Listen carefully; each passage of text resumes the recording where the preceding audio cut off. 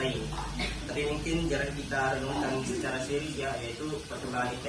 Ya, kadang kita cuma ikut arus, tiba-tiba semua serba digital, semua serba otomatis, tapi kita nggak sempat berhenti dan mikir, ini sebenarnya membawa kita kemana? Ya, dan jujur aja ya, banyak orang merasa kagum sekaligus cemas. Kagum karena teknologi makin hebat, cemas karena takut ketinggalan. Nah, supaya obrolannya nggak cuma opini kita berdua, hari ini kita sudah mengundang 4 narasumber dari perspektif berbeda. Bisa kenalin dulu temannya? Hai, nama saya Muhammad Aziz Zofi, biasa dipanggil Latif. Saya di sini selaku narasumber pertama. Hai semuanya, perkenalkan nama saya Nela Lestari, biasa dipanggil Laila. Halo, perkenalkan nama saya Marwa, biasa dipanggil Kimat. Hai semua, perkenalkan nama saya Linda Dansari, biasa dipanggil Mira. Oke. Saya mau mulai dari Aktif. Banyak orang bilang kita sedang masuk era percepatan teknologi. Dari sudut pandang kamu sebagai pakar digital, apa yang sebenarnya sedang terjadi? Ya, kalau kita dari secara historis, perkembangan teknologi selalu meningkat. Tapi yang terjadi dalam 10 sampai 15 tahun terakhir itu berbeda. Kita masuk fase di mana inovasi tidak lagi bertambah secara linear, melainkan eksponensial. Artinya, kemajuan hari ini menjadi fondasi lompatan yang lebih besar di tahun berikutnya. Misalnya AI. Dulu hanya dipakai untuk riset terbatas, sekarang sudah termasuk ke ponsel, layanan pelanggan, bahkan alat bantu kreatif. Jadi sebenarnya yang berubah bukan cuma teknologinya yang makin canggih ya, tapi kecepatannya juga melonjak. Betul, efek dominonya makin besar sekali. Ketika komputasi makin murah, data makin melimpah, dan konektivitas makin cepat, inovasi jadi seperti bola salju, makin lama makin besar. Apakah Indonesia termasuk cepat dalam mengikuti gelombang ini? Di sisi adopsi pengguna, Indonesia termasuk cepat.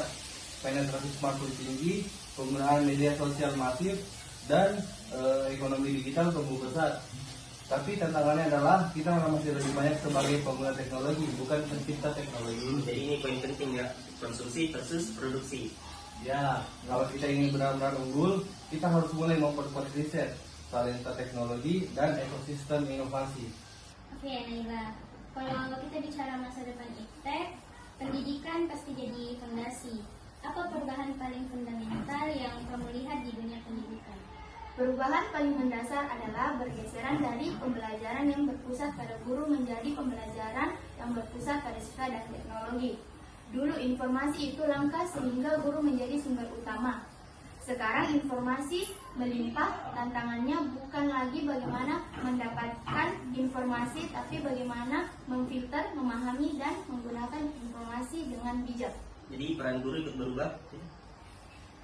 Sangat berubah. Guru sekarang lebih berperan sebagai fasilitator, mentor, dan pembimbingan berpikir kritis, bukan sekedar menyampai materi.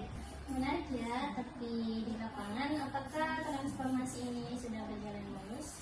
Belum sepenuhnya. Ada 3 tantangan besar. Pertama, kesenjangan infrastruktur digital. Tidak semua daerah punya akses internet stabil.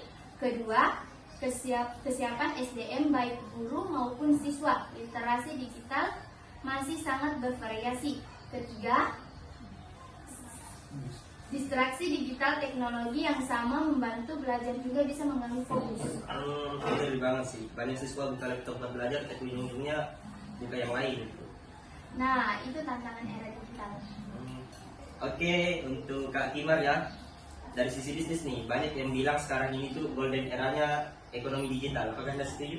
Saya setuju dengan catatan peluang memang sangat besar, tapi kompetisinya juga jauh lebih ketat. Yang menarik sekarang adalah hambatan untuk memulai bisnis teknologi jauh lebih rendah. Dulu butuh modal besar untuk infrastruktur IT. Sekarang dengan cloud computing, open source tools, dan distribusi digital, tim kecil pun bisa membangun produk yang skalanya global. Berarti peluang untuk anak muda sebenarnya terbuka lebar ya? Sangat terbuka. Tapi ada jebakan umum. Banyak founder muda terlalu jatuh cinta pada teknologinya, bukan pada masalah yang ingin diselesaikan. Boleh diperjelas lebih luas lagi? Startup yang berhasil biasanya berangkat dari problem yang nyata. Misalnya kesulitan pembayaran, akses kesehatan, efisiensi logistik. Teknologi hanyalah alat, kalau problemnya tidak jelas. Secanggih apapun teknologinya akan sulit bertahan. Wow, ini insight penting banget. Dan satu lagi, kemampuan adaptasi. Karena teknologi berubah cepat, bisnis yang kaku biasanya cepat tertinggal. Oke, Mira, kita sudah bicara banyak soal kemajuan. Tapi dari perspektif sosial, apakah ada harga yang harus dibayar? Setiap revolusi teknologi selalu membawa konsekuensi sosial. Yang kita lihat sekarang adalah percepatannya jauh lebih tinggi dibanding kesiapan masyarakat. Ada beberapa fenomena yang mulai terlihat jelas, misalnya perubahan pola interaksi sosial. Orang makin sering terhubung secara digital, tapi belum tentu lebih dekat secara emosional. Jadi connected dan friendly ya.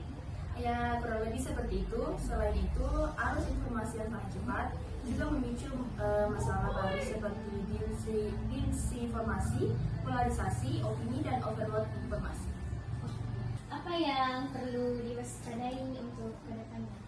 Menurut saya, literasi digital masyarakat bukan hanya kemampuan menggunakan teknologi, tapi juga kemampuan memahami dampaknya, memverifikasi informasi, dan menjaga kesehatan mental di era digital. Oke. Baik, saya lempar pertanyaan reflektif untuk semua tamu. Kalau melihat tren yang sekarang ini ya, apa satu hal yang paling harus diprioritaskan Indonesia agar tidak tertinggal dalam perkembangan iptek? Menurut saya itu ada pada investasi pada talenta teknologi. Kalau saya, reformasi pendidikan yang adaptif.